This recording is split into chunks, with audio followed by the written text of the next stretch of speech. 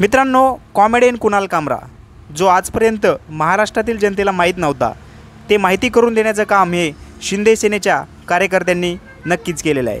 कारण कुणाल कामरा हा महाराष्ट्रातील बहुतांश लोकांना माहीत नव्हता, परंतु शिंदे सेनेतील कार्यकर्त्यांनी त्याने केलेल्या शोच्या ठिकाणी हॉटेलवरती हल्ला करून तो कुणाल कामरा संपूर्ण भारतामध्ये माहीत करून दिला। कारण याच कृतीमुळे तो संपूर्ण महाराष्ट्रात पण फेमस झाला।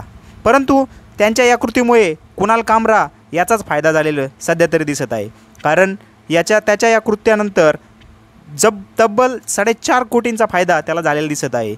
त्याने ज्यावेळेस ती कॉमेडी केली त्यानंतर त्यावरती विधानसभेमध्ये वादंग निर्माण झाला। या वादंग निर्माण झाल्यानंतर त्याला अटक करण्यासाठी तमिळनाडूपर्यंत जावं लागणार व त्याला तिथे अटक जाऊन करावं लागणार, यासाठी पोलीस प्रयत्न करत आहेत। परंतु त्याने मद्रास हायकोर्टामध्ये याचिका दाखल करून आपण येथे कामासाठी आलेलो आहेत व आपण एवढ्या कामासाठी मुंबईला जाऊ शकत नाहीत, त्यामुळे त्याच्या अटकेवर आता 7 तारखेपर्यंत बॅन करण्यात आलेला आहे। परंतु या सर्व गोष्टींमध्ये सगळ्यात जास्त फायदा जर कुणा झाला असेल तो झालेला आहे कुणाल कामराचा। कारण शिंदे यामध्ये फुकट लाल झाले आणि कुणाल कामरा मात्र यामध्ये मालामाल झालेला दिसत आहे।